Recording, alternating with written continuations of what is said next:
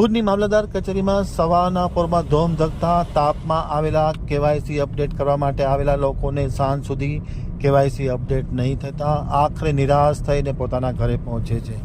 Air condition ચેરમેનમાં બિરાજમાન મામલતદાર અને નાયબ મામલતદાર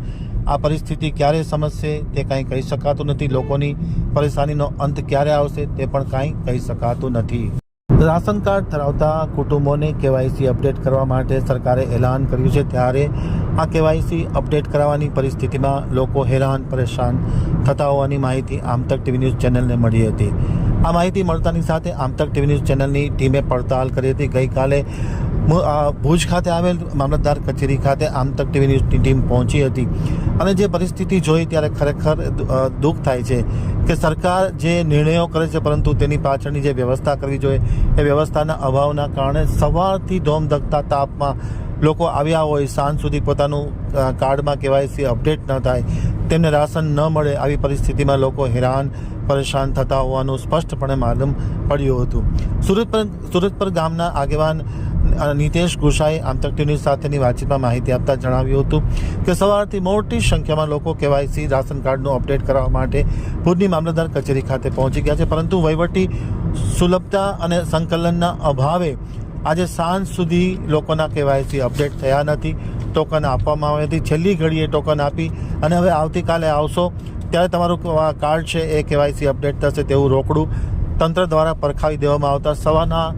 ધોમધખતા તાપમાં નીકળેલા લોકો સાંજે પોતાના ઘરે જાય ત્યારે તેની પરિસ્થિતિ શું હશે તે એસી ચેમ્બરમાં બેસી અને વહીવટ કરતા મામલતદાર કચેરીના અધિકારી કે કર્મચારીને માલુમ પડતું નથી। આવી પરિસ્થિતિમાં સરકાર યોગ્ય રીતે વ્યવસ્થા કરે, કેવાયસી અપડેટ કરવા માટે આવતા લોકોના કામો ઝડપભેર થાય, પરિસ્થિતિ બગડે નહીં તે જોવા અનુરોધ કરવામાં આવ્યો હતો। હવે જોઈએ આમતક ટીવી સાથેની વિશેષ મુલાકાતમાં સુરત પરના આગેવાન નીતેશ ગુસાઈ। જય હિન્દ, જય ભારત। મારું નામ નીતેશ ગુસાઈ, હું રહેવાસી સુરજપર ભારાપર, તાલુકો ભુજ, કચ્છ। અત્યારે આપણે રાશન કાર્ડનું કેવાયસી અને નામ ચડાવવાનું હતું, તો સવારે હું 10 વાગે મામલતદાર ઓફિસે એક રોડ હોસ્પિટલની સામે આવેલ હતો અને સવારે મેં બધો કામકાજ મારું પતાવી રાશન કાર્ડનું ને આપણે હું જ્યારે ફોર્મ એમને જમા કરાવવા માટે આપ્યું ત્યારે સવારે લગભગ 10:30ની આસપાસ મેં ફોર્મ આપેલું હતું અને મને 2 કલાકનું કહી અને પાછો પરત અમે જમવા માટે ગયા અને વળી પાછો આવ્યા ત્યારે કે આ કામ અમારું હજી સર્વર કે કાંઈ ચાલુ નથી અને આમ જનતા પણ આજે બહુ મુશ્કેલીમાં ફસાઈ હતી અને પછી કે હવે બપોર પછી આવજો, તો બપોર પછી 3 વાગે આવ્યો ત્યારે એમ કે 3 વાગે પણ એવું કહેવામાં આવ્યું કે હવે સર્વર બંધ છે, આજે પણ કામ નહીં થાય અને માણસો સવારથી રાશન કાર્ડને કેવાયસી અને નામ ચડાવવા માટે સવારથી ધક્કા ખાય છે અને સાંજે 5 કે 6 વાગ્યાની આડેગાળે હવે એમ કહે છે ફોર્મ પરત આપીને માણસોને કે આ રીતના અમારે હવે સર્વર ડાઉન છે,